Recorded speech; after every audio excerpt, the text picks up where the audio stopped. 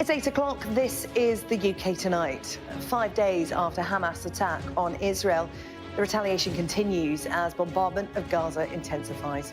Aid agencies are warning of a humanitarian crisis in the region, as Israel says Gaza will not be able to access electricity, water or fuel until hostages are freed. Well, this evening, the Prime Minister sends British forces to the eastern Mediterranean in a show of military support for Israel. Meanwhile, the blockade of Gaza is being felt tonight here in the UK. Relatives are desperately trying to help loved ones there as the conditions deteriorate. I've been speaking to the wife of Scotland's First Minister, Humza Yousaf.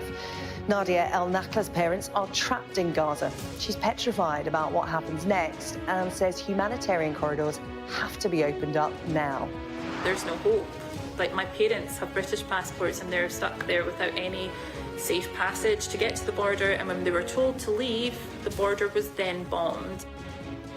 Well, rising tensions sees 2 Jewish schools close over safety concerns, while others are taking extra precautions to protect staff and students from anti-Semitic incidents.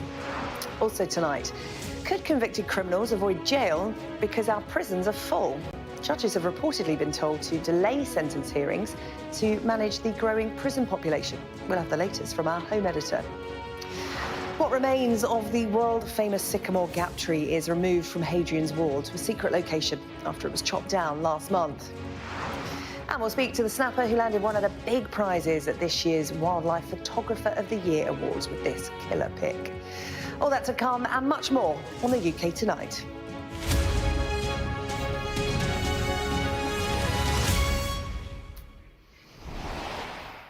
Fighting rages on in the Middle East tonight after the surprise attack by Hamas on Israel on Saturday. The United Nations is now warning of a humanitarian disaster in Gaza, with Israel's retaliatory airstrikes intensifying on the region. But the tiny enclave remains without power, food or water. In a show of support for Israel today, America's top diplomat, Antony Blinken, arrived in Tel Aviv and said that the US would always be there. And came as Israel's Prime Minister Benjamin Netanyahu vowed to destroy Hamas as he shared graphic images of what appears to be dead babies. Sky's Ashish Joshi has this report, and just to warn you, you may find much of the content distressing. Hospitals turning into morgues.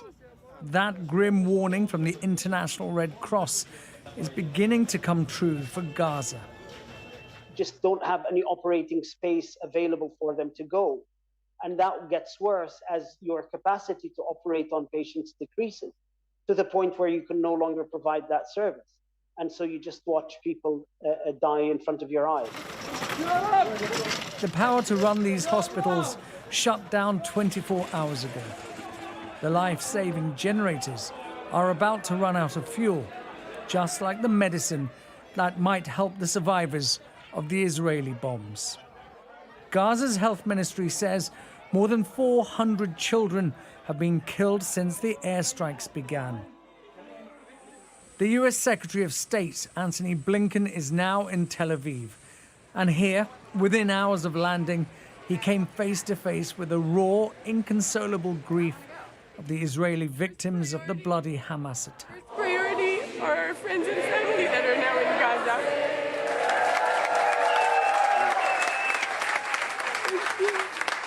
Thank you very much. We're thinking of them and trying to do everything we can. I know. We want to bring them home. Thank you so much. The US Secretary of State has been shown these horrific images shared by the Israeli Prime Minister, who has also posted them publicly on social media. We have blurred the photographs that show babies and very young children slaughtered by Hamas.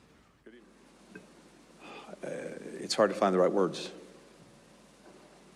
It's beyond what anyone would ever want to imagine, much less actually see and, God forbid, experience. A baby, an infant, riddled with bullets. Soldiers beheaded. Young people burned alive. Israeli warplanes continue to lay waste to large parts of Gaza. Homes and businesses, entire neighborhoods reduced to nothing but rubble. Israel insists this is a targeted operation. It is hunting for Hamas forces. Israel will defend its people and do whatever it takes with an iron fist to change the reality.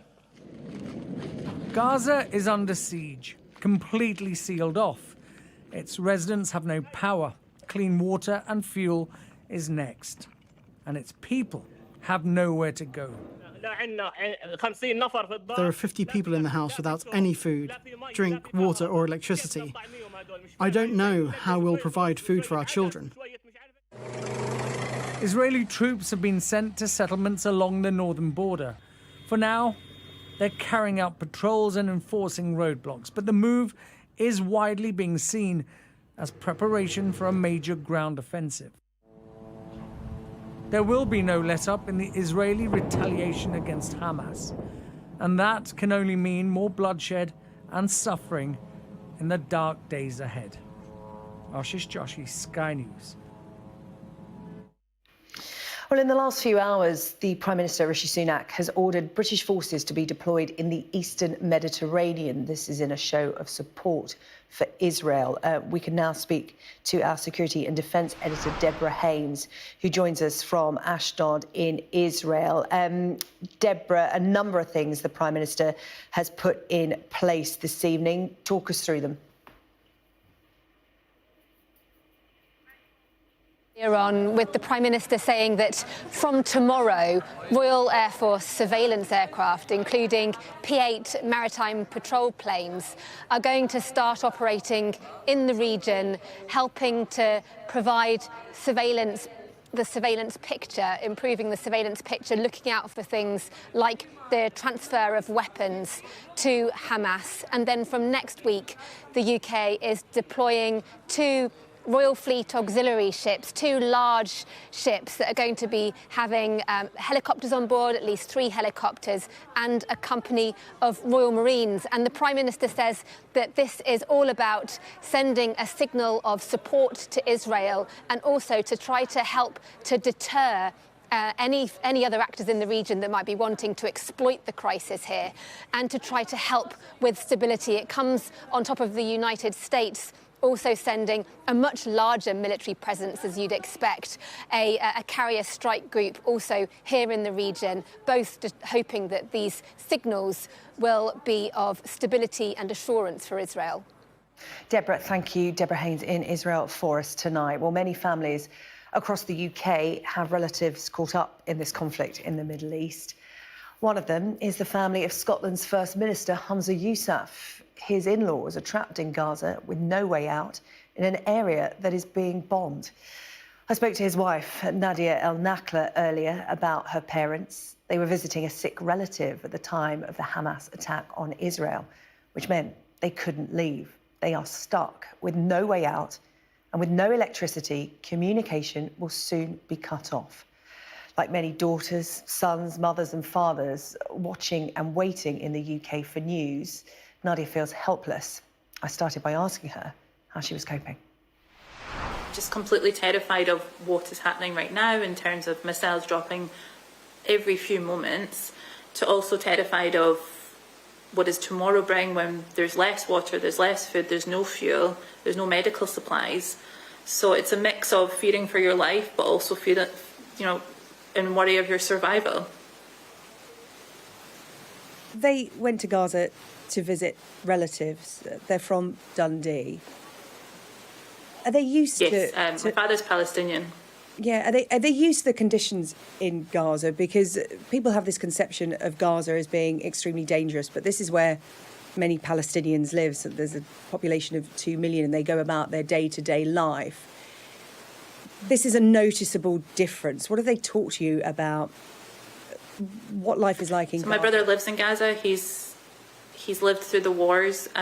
He is an ER doctor, and at first he was just concerned about getting my parents out of Gaza. He said they're not used to it. We have to get them out as soon as possible. But in the last few days, he has said that what he is seeing and experiencing is nothing like ever before. It's completely terrifying. what's happening at the hospitals with not enough beds, with not enough supplies. We can't get ambulances to people. It's a real desperate situation, and they're all very scared. Yeah, Gazans used to living under threat, but nothing like this. Have you spoken to your wider family there? You talk about your brother, your parents, obviously they're visiting, now stuck as Gaza is under blockade. Mm-hmm. Yes, so my aunt and uncle, their new home, only 6 months in it, has been destroyed. A cousin's home has been completely destroyed. Thankfully, they were not in the home at the time. A very dear family friend of ours has just found out that their nephew and brother-in-law and niece, who was only a few years old, have died in the Derabala attacks that we saw this afternoon. So it's really, my cousin sent me a voicemail last night saying, Nadia, this is my last voicemail to you, because we're going to run out of internet and electricity. I won't have battery for my phone. Please just pray for us. Oh, Nadia, what is it like to receive those kind of messages from your family? Because there will be so many Palestinians not living over there, here in the UK, whose families and friends are going through the same thing. You just feel completely helpless, hopeless, despair. I'm trying not to get into complete and utter despair, you know, talking to yourself and being on social media and seeing, you know, support for the Palestinian people and having the ability to tell their stories and what is happening to them feels like a responsibility that I have, and I can just tell the world about what's happening to them, because it feels like a blackout in terms of they're going to have no phones soon. There's no international journalists. It's going to be harder to know in real time, especially what is happening. Yeah, it really does feel like a race against time, because presumably your parents are using mobile phones, and at some point the battery is going to run out, and that in a way becomes the not knowing, which is so much worse. Yeah, that's why this afternoon my dad had turned his phone off to conserve the battery, and I couldn't get in touch with him. It's the not knowing. My brother, his phone doesn't work at all now because all the telecommunications have been cut. So he's at the hospital dealing, you know, and travelling and outside, where it's even more dangerous than just sitting in the home. And I have no ways to connect with him to find out if he's okay. Those moments, those hours, and you're just searching online for anyone's Instagram that is there, that is sharing what is happening on the ground. But that will become less and less as the days go on.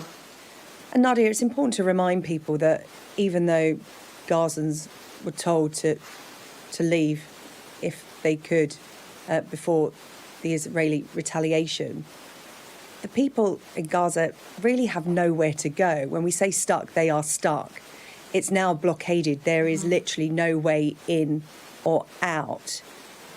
How can you give people a sense of that? Because it really is quite an unusual situation in global geography to have this small strip of land that is the size of the Isle of Wight, 2 million people living there, and the situation they find themselves in, the circumstances in which they live. My parents tried to get out when told to leave Gaza. They went to the Foreign Office, we filled out paperwork, and there was a question, do you have any non-British nationals with you? My brother and my nephew's nieces aren't British, and the newest baby, 8 weeks old, has no paperwork whatsoever because he's a baby. So I spoke to my brother and I said, if there's any chance I can request that you can get out, but they know that there's no hope. Like, my parents have British passports and they're stuck there without any safe passage to get to the border, and when they were told to leave, the border was then bombed. If they had been 20 minutes earlier, they would have been there as the bombing happened. So there's no safe exit from the Gaza Strip. For my parents with British passports, let alone the 2 million have no passport to another country, to get out. I've not seen my brother in 10 years. That's a normal Palestinian story because I couldn't travel to see him. This month I was supposed to go and visit him with my parents. I didn't go because of diaries, but Palestinians are cut off from their families all the time for decades, because you cannot travel freely if you live in the Gaza Strip. To the world, this feels different. To people living in Gaza, this will feel very different. This new war, as it's being called by Israel. What's your fear about what's going to happen, Nadia? My fear is that Medical Aid for Palestine said within the first 48 hours they used $500,000 worth of medical aid, to the point that their warehouses are now empty. We're now 3 days past that point with no hope of medical equipment coming into Gaza. My fear is that past death, my family dying, is that they will lose everything. They will not have food, they will not have water, and they'll be staying in tents. And that, for me, I can't say it's not equal, but it's a huge fear. The thought of my little niece, who's 4 and full of life, in a refugee camp with no food, with no water, really, really hurts, and it's a real fear. Also, what does a military invasion look like? We're seeing troops at the borders. What does that mean for 2 million people? What will happen when those troops go into Gaza? And these are all questions that myself and others don't have any answers for. Your mind can start to spiral to the worst possible places. Nadia, and in that, you are not alone. As I said, we've been speaking to so many families on Sky News in similar situations. There has been talk of humanitarian corridors, and your husband is the First Minister of Scotland, and I know that that's something he is pushing the Foreign Secretary, James Cleverly, to support.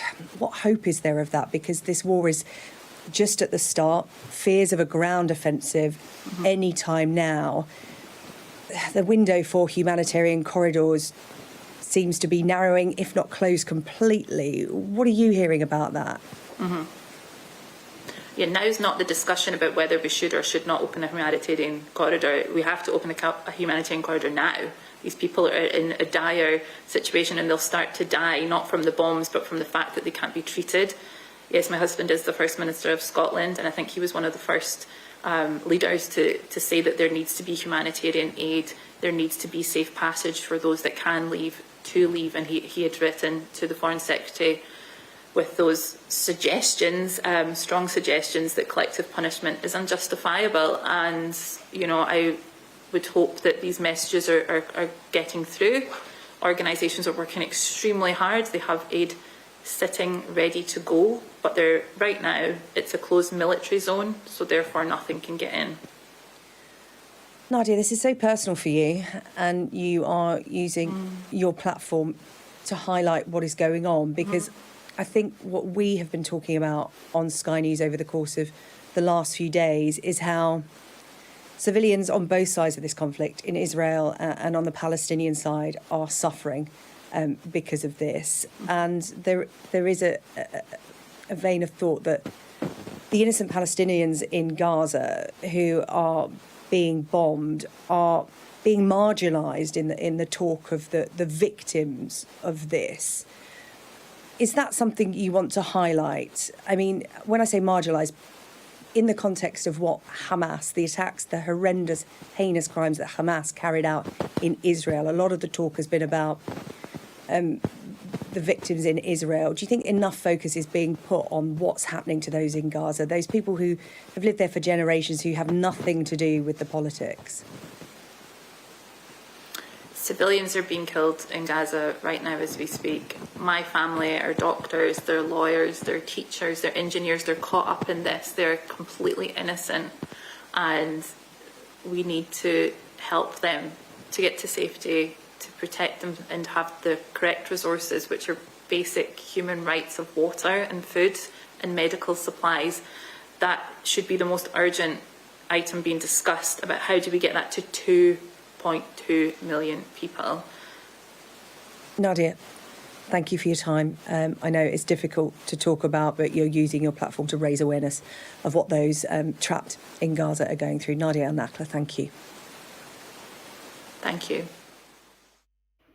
Nadia El-Nakla speaking to me earlier and giving a voice to those families here in the UK who are having to watch from afar, and as Nadia said in her own words, feeling helpless tonight.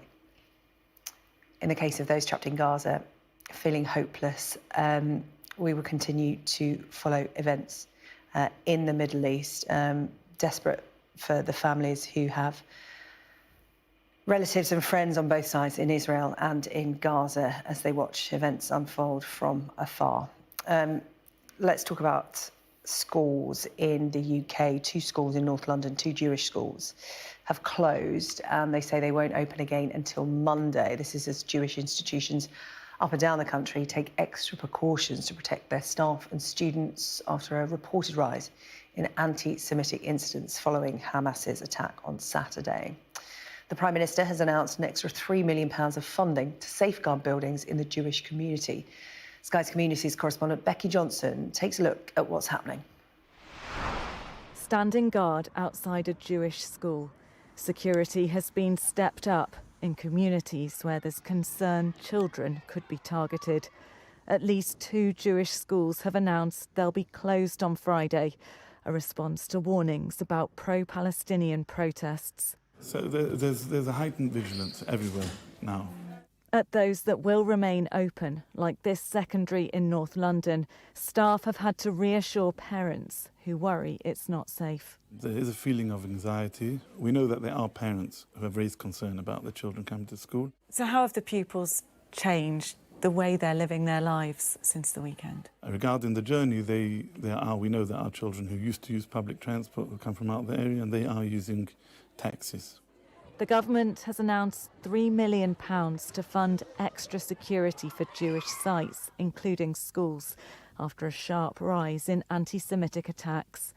Parents busy packing aid for Israel are worried about their families here.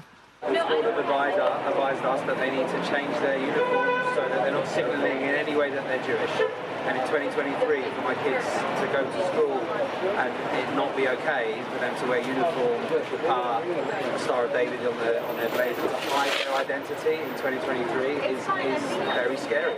Out on the street, parents are on edge. We're definitely more scared, but we're just hoping for the best. And we're just hoping for peace. But fear spreads as people hear of Jews being victimised. There have been, unfortunately, in the past, significant ripple effect when things have happened in the Middle East. They seem to have impacted and caused a significant increase in incidences in the UK. Control from Yale receiving, over. This security company has seen requests from the Jewish community increase by more than a third. We have had calls from schools, but we've also had calls from schools that, for instance, they've had security officers on site, that they've been called back to Israel. So they've asked us to replace them on site.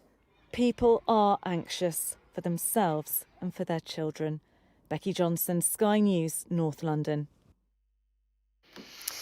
Earlier today, King Charles held a private audience with Britain's chief rabbi at Buckingham Palace. According to the palace, Rabbi Mervis and King Charles spoke about ways to support interfaith harmony in the UK and their continued hope about a path to peace in Israel and Gaza.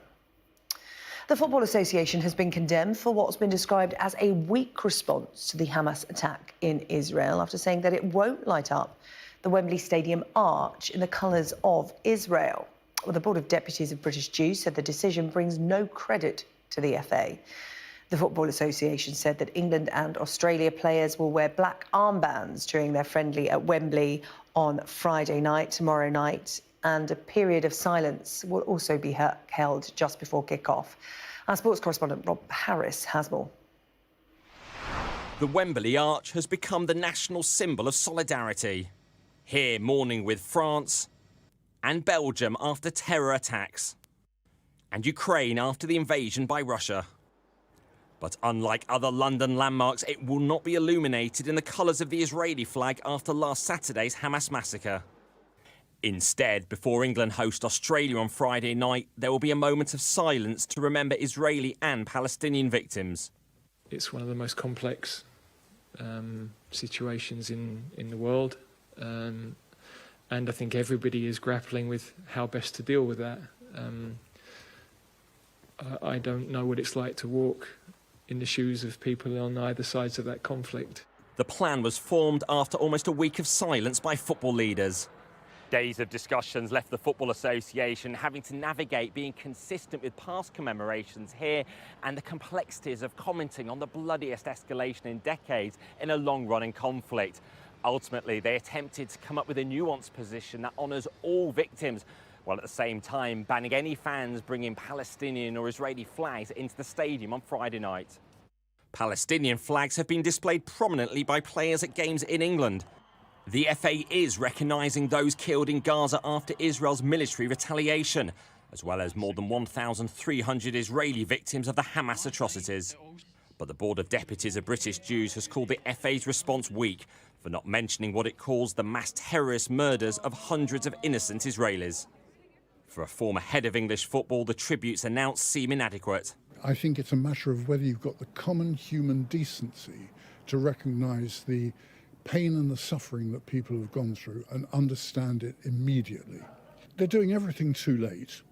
Banning the flags makes complete sense to me, because what you certainly don't want is a disruptive political demonstration in a stadium. Lighting the arch would have done it. It's a very, very clear signal.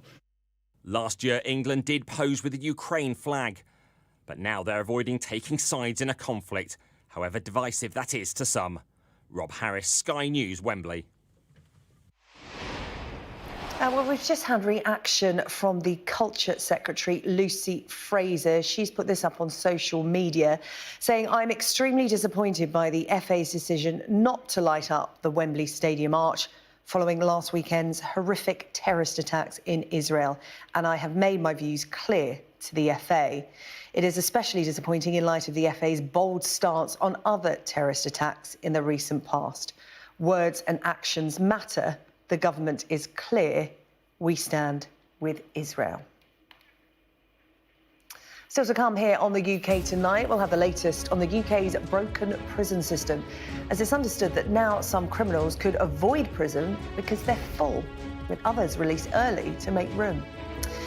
Ex-Formula One boss Bernie Ecclestone avoids prison today after pleading guilty to tax fraud. We'll bring you the details on that story, and the new revelations on where the money made from Captain Sir Tom Moore's book sales went.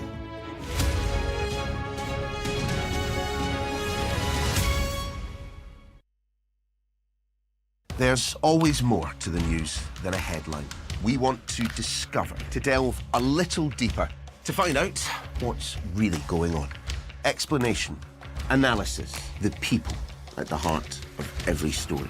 I'm Neil Patterson, and this is the Sky News Daily Podcast. Alex Crawford joining us now from Ukraine. Their personal possessions are all scattered around the place. Our economics and data editor, Ed Conway, try and make sense of the big numbers for us. Things can change incredibly quickly, and that's what they have done. So, by the end, we'll hopefully all understand what's going on in the world just that little better.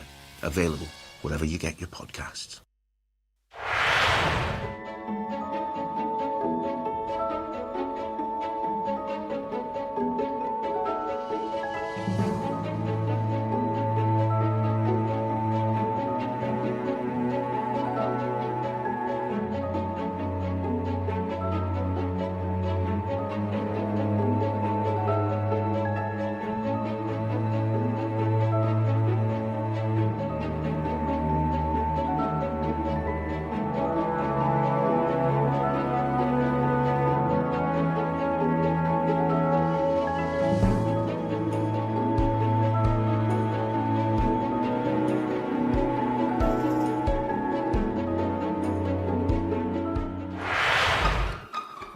We've got your Sunday mornings covered. From the front page and the sounds of the streets to the voices of the people who make the major calls and big picture politics beyond Westminster. We'll put you at the heart of our story. A new start to Sunday. I'm ready. Are you? Join me, Trevor Phillips, Sunday mornings on Sky News.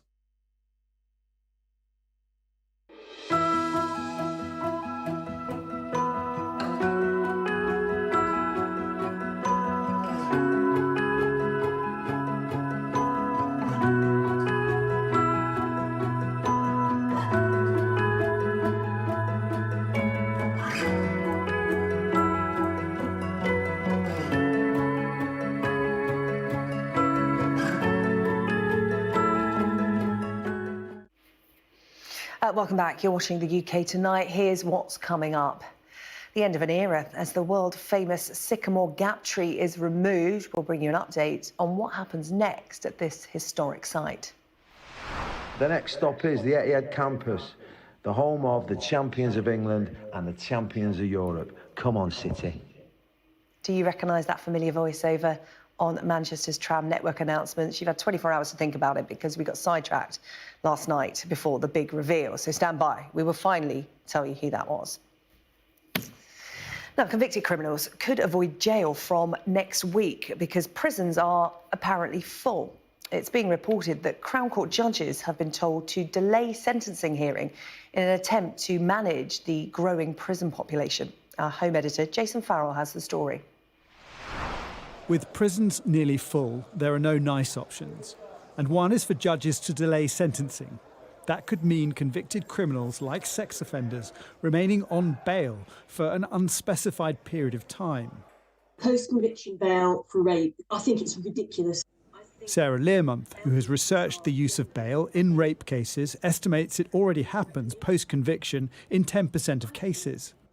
They will say, well, between conviction and sentencing, it's possibly 3 weeks. What's the difference? The problem for me is that he's now a convicted rapist. And I think women will feel very unsafe knowing that there are convicted rapists out there that have no date for sentencing and for prison. But the issue is this. There are currently just over 88,000 people in prison in England and Wales. According to the government's own predictions, that number's expected to rise to 89,100 by next month. There is only capacity to hold 88,667, which means there's a shortfall of 433 spaces, and that's set to rise in the months to come. People watching will expect me to ask you whether it's true that rapists and burglars who are convicted next week will not be sent to jail because our jails are full. I think it's a reasonable question. It is, and what I'm saying is the Lord Chancellor will make a statement to Parliament on Monday. Ministers don't comment on leaks. What I'm very clear on is we are building more prison places, over 100 a week, 5,500, the fastest expansion of the prison estate for 100 years. Legal professionals fear, if it is true, the public will lose faith in the system. It's hard not to say that everybody's confidence would be undermined because wherever you sit or stand in the courtroom, you would want to know that the criminal justice system that we have is operating as it should do and there aren't barriers to it being enforced. And on the inside, former prisoner Shay, who doesn't want to show his face, says because of overcrowding, prisoner needs are not being met, creating tensions. It's a time bomb ticking, basically. It's dynamite on short rope. Any time it could just flip. Bursting point means decision time for the Ministry of Justice. Jason Farrell, Sky News. Let's take a look at some of the other stories making news in the UK tonight. Ex-Formula One boss Bernie Ecclestone has avoided jail after pleading guilty to a multi-million-pound fraud charge. The 92-year-old was given a 17-month suspended jail sentence for failing to declare £400 million held in a trust in Singapore. The billionaire has made a payment of more than $650 million to HM Revenue and Customs to cover 18 years of his tax affairs. The Health Secretary has promised to tackle the marketing of vapes to children. Steve Barclay said he is worried young people are being attracted to flavours such as bubble gum, as well as the colourful packaging. A leading teachers' union is also calling for action after an overwhelming majority said vaping was a problem in the classroom. And Captain Sir Tom Moore's daughter has admitted keeping more than £750,000 from the 3 books he wrote before he died. In an interview with Talk TV, Hannah Ingram Moore said that her father had wanted his family to keep the £800,000 profit from his writing, despite the prologue of one of them saying that the money would go to the charity set up in his name. Captain Tom became a national treasure after raising close to £40 million for the National Health Service by walking 100 laps of his garden before his 100th birthday. Still to come on the UK Tonight, I'm going to speak to a woman who fears her elderly parents are being held hostage by Hamas militants.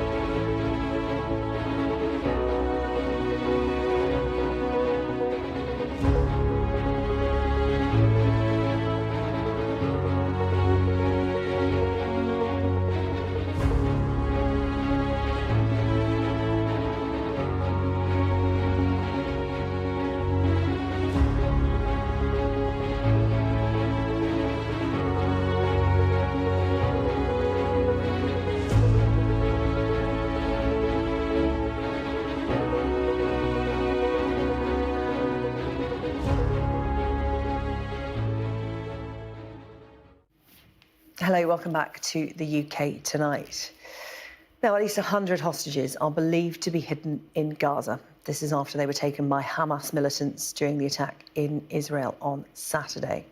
Soldiers, women and children were all captured, and my next guest has elderly parents who she fears are among the hostages that were taken. Sharon Lifshitz joins me now in the studio. She has asked for her parents not to be identified, and Sharon, that's completely understandable, such as the sensitivity of what is unfolding, because, of course, this is still ongoing. Talk to me about the moment you knew your parents had disappeared, presumed taken hostage. So we lost contact with my parents around 8:30 in the morning. The last contact was with my father, was with my uncle, who said that who spoke to my father, who said that my mom is asleep. She's drowsy often in the morning from a medication she takes. My father was in the shelter room that is safe for missiles, and he said he could hear the terrorist outside. That's shortly after that, we lost contact. It took about 12 hours before it was confirmed that they are missing, meaning they were not in the beds in their home.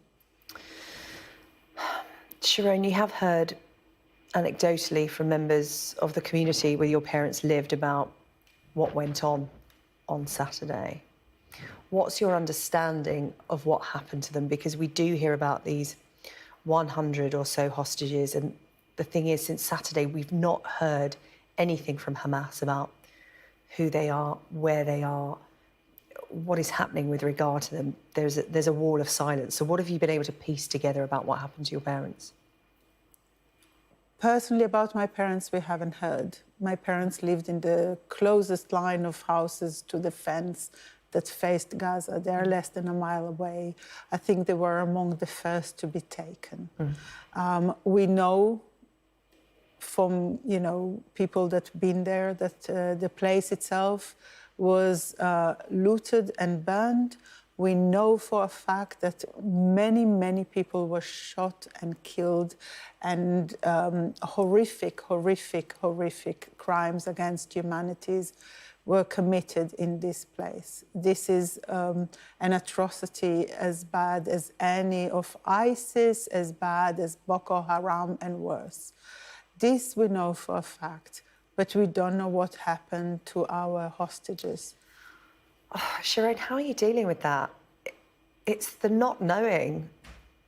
Where does your mind go with that? To the darkest possible places, I would imagine. We've been speaking to so many people here on Sky News in your situation.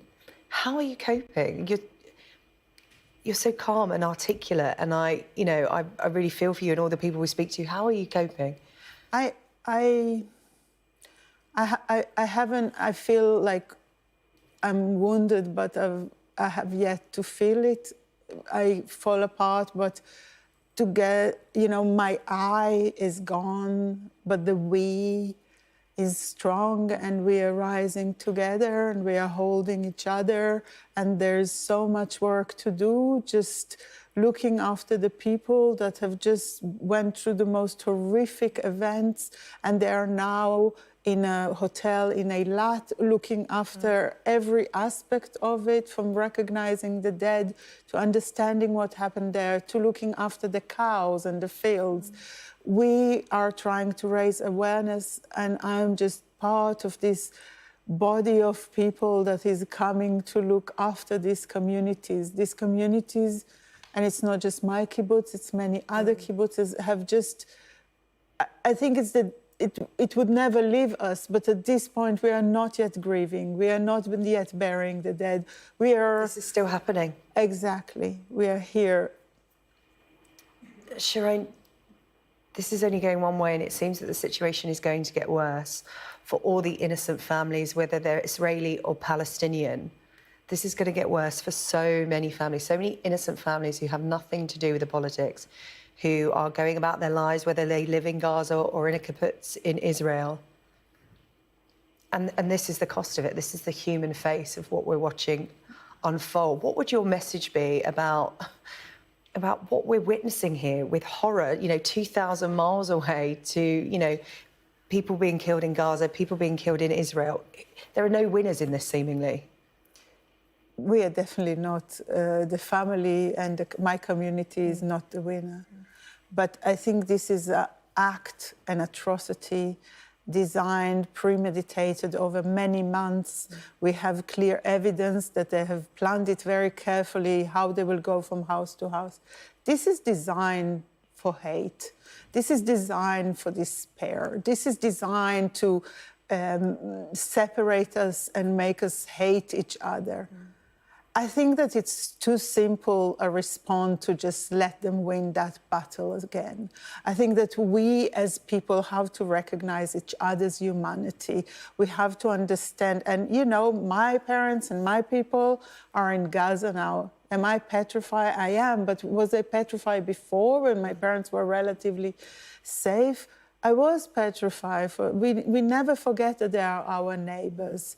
We have to remember this humanity. We have to remember it towards the people in London that are feeling petrified now. But we have to remember it for the people of Gaza, for the people of that community. Shireen, thank you. And it is the innocent people affected that speak with such sense and reason and humanity about something that is horrific. Thank you so much for talking to us, Shireen, and we wish you and your family the best. Please keep in touch with us. Thank you. We really appreciate your time. And just a reminder that after the UK tonight, Mark Austin will be in Jerusalem for a special programme on the latest developments of this war between Israel and Hamas. That is following us at 9 o'clock.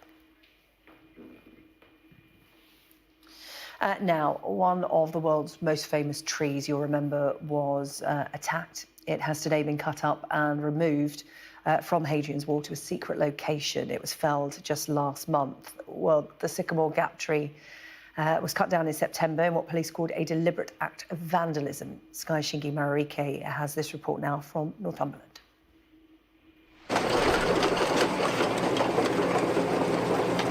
In places like this, the sight and sound of heavy machinery is unusual. But today, in the shadow of Hadrian's Wall, a crane arrived to remove and hopefully recover a piece of history. 2 weeks after this iconic emblem of the Northeast was felled overnight, the first chunks of the Sycamore Gap tree were taken off Hadrian's Wall. Inch by inch, this was an intricate operation, with a team trying to move the 50-foot sycamore while also attempting to ensure the ancient wall was undamaged. To move and cut the trunk of a tree that's been here for hundreds of years has taken most of the day. But it's hoped that this signals a new start, with thousands of suggestions already made for what to do with its remains. I'm sure everybody up and down the country has ideas about what to do with it, but we were talking together about each of the 4 nations having a slice of it and then creating something that comes back and is joined as one piece of sculpture. I think it'd be nice for the tree to be used for something and just get that legacy. Parts of the tree will be held in safe storage for now. Its seeds have been collected, and it's hoped shoots will grow from the stump which has been left in place. The tree's not dead. The original tree's been felled, but the stump's still alive. So yeah, ironically, what we've done here is extended the life of the tree because we're fairly confident it will regrow if we can protect it from grazing animals. So yeah, today's a new beginning. The Sycamore Gap was a link between the past and the present, and even though there are plans to preserve it for the future, for now, this is a landscape left robbed of one of its most famous landmarks. Shingi Marike, Sky News at Hadrian's Wall. Now, yesterday, I'm afraid we left you hanging about who the mysterious voice was behind these new tram announcements in Manchester. Let's have another listen. The next stop is the Etihad campus, the home of the champions of England and the champions of Europe. Come on, City. Well, I'm sure you guessed exactly who it was. It was, of course, Liam Gallagher. He is the latest celebrity to guest announce on the network, joining the likes of Sir Mo Farah and the Happy Mondays' Sean Ryder. Coming up on the UK tonight, we're going to speak to the snapper who landed one of the big prizes at this year's Wildlife Photographer of the Year Awards with this killer pic. And big safety changes for the Grand National, but is it enough?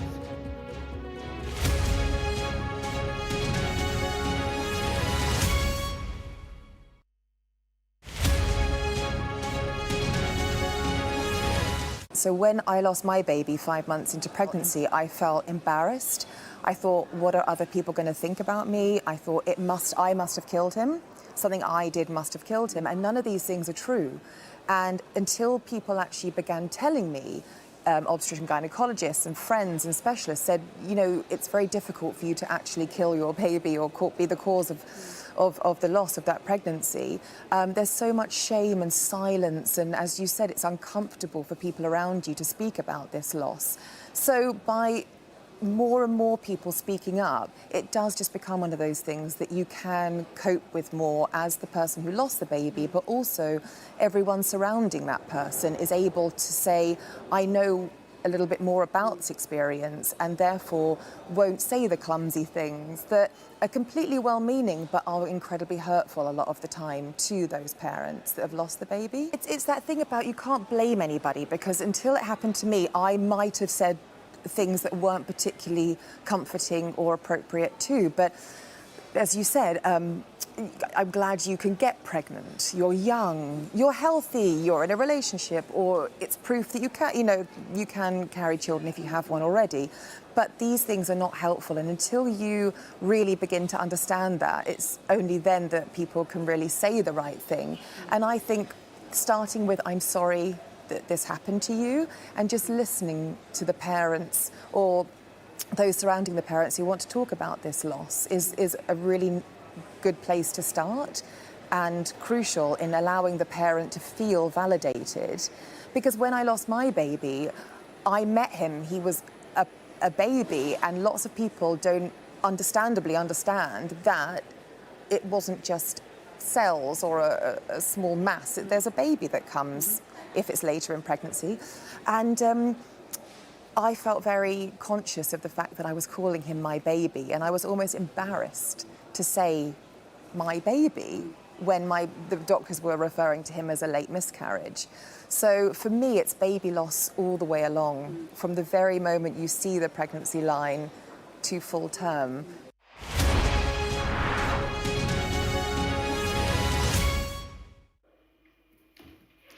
Welcome back to the UK Tonight. Rob Jones is here with the sport, and we're going to talk about big changes to the Grand National. This is all about making it safer for the horses that compete. But a lot of people are saying, do these changes go far enough? Yeah, that's an interesting question, and I think obviously places or the RSPCA or bodies like that would always say you can do more for the safety of the horses. It was interesting actually to hear some of the big names within racing today, like Barry Geraghty, Ruby Walsh, one of the great jockeys of the modern era, saying these are good steps forward. So last year, you might actually remember that the race itself was delayed due to animal rights activists, 14-minute delay to the race. Since then, the changes have been brought in. There's going to be a standing start rather than a moving start. The start time is going to be moved forward because they think that will do something to the ground. The first fence is going to be moved 60 yards further forward as well. So, sadly, a horse died last year, so that's 5 deaths in 10 Grand National running. So hopefully these changes will bring about an improvement in those numbers. We'll wait to see what that looks like come next April. In the meantime, lots more sport going on. This Sky News Sports Bulletin is brought to you by Vitality. Getting more people more active. Live life with Vitality. This house behind us is going to be about 8 weeks away from being done, but we're going to be showing you this one today. This one's all done, ready to go, just needs furnishing. Perfect, Take a look? That's good. They want to dirty the floor. Let me take my shoes off. In the last 12 months, he's been at 3 different clubs in 2 different countries. Callum Hudson-Odoi is still only 22. Now he's desperate for Nottingham to be his new substantive home. This is the master, you said, the master bedroom. Yeah, you've got a couple of options. Upstairs has got some good rooms as well. Yeah. Plenty of room. It's needed for trainers. How many trainers have you got? How many have I got? I think I've got, I don't even know. Are we talking hundreds? I think hundreds. Am I in hundreds? Can you extend the I might need more. For him? We'll knock through to another room. As if there's another bit here. There's another bit he can actually survive. Yeah. You know, shoes in here, then. just shoes. I just need shoes in here. Nottingham Forest made a record 6 signings on transfer deadline day. Snapping up Hudson-Odoi for just £5 million was a standout deal, especially when you consider that Bayern Munich offered in excess of £40 million for him just 3 years ago. What was that day like? It was pretty surreal, wasn't it? I've never been in a situation where it's just transfer deadline day. Like, you're thinking to yourself, is it going to happen? Is it not? We're at the Forest ground. Like, I'm seeing all the fans here expecting me fully to be done and everything. And I was just so buzzing to when they got over the line. I was just like, yeah, I'm here now. Delighted to be here. Everybody's around and I see you guys and I was like, all right, this is perfect. Steve Cooper, how important was he in the decision? Major. He rang you up, didn't he? Yeah, he rang me. He rang me a couple of times, to be fair. He's a very, very good guy, very good manager. And I said, hopefully he gets the fully best out of me. Cooper was England under-17s manager in 2019, when Hudson-Odoi played in every game to help the Young Lions lift the World Cup. Do you know what? I'll be honest, he was speaking to me a lot about the under-17s World Cup, and he was just like, remember that? Remember that We period can do it of again. time where you was playing every game for me, and then like you was... This Sky News Sports Bulletin is brought to you by Vitality. Rob, thank you. Right, let's take a quick look at the weather. The rest of the week is going to be cooler than it has been recently, turning cold for the weekend with overnight frosts in places. The murky south will have some rain this evening, heavy and prolonged for the southwest, while northern parts will be clearer with showers in the windy northwest. Heavy rain, that's going to spread across most of England, Wales and southern and eastern parts of Ireland tonight. Now, before we go, my next guest has just won big at the Wildlife Photographer of the Year Awards with this killer snap. We'll bring it to the big screen because that's where it deserves to be. Bertie Gregory is with me. He won that top prize in the mammals behaviour category with this picture of killer whales. Bertie, congratulations, first of all. What are we looking at here? So you're looking at a type of Antarctic killer whale, and they are hunting this Weddell seal that's out on a chunk of ice. And these killer whales are really smart, so they use teamwork as a family to create a wave with their bodies to wash the seal off of the chunk of ice where they otherwise couldn't get it into the water where they can then hunt it. It's always the stories behind these photographs that are fascinating, because this isn't just a snap you happened upon. You have been following this particular family of orcas, they're not called a pod, what are they called? Yeah, a pod, yeah. A pod of orcas for the last decade. Yeah, so I've been part of a big team that have been going back repeatedly, because there's only 100 of these killer whales in existence. They're a very special type of killer whale. And most recently I was down there for my new Disney Plus show, Animals Up Close, and we were following this pod, and everyone always wants to know how smart are wild animals. Well, these killer whales are, to me, the most impressive example of animal intelligence there is. Well, we're looking at some more of your photographs, not prize-winning, but beautiful. They're so beautiful. How did you know that you got the good one, if you see what I mean, in terms of, like, just looking at the winning photograph? When you took that, did you think this is something special? Because I would imagine you take hundreds of photographs a day. Yeah, I think the really special thing to me about this picture was, I guess there was the symmetry and the drama of it, but you can see all the bubble trails coming out of each of the killer whales. And that, to me, was an important part of the image to show, because this behaviour requires incredible coordination, teamwork between the killer whales to make the wave as a team.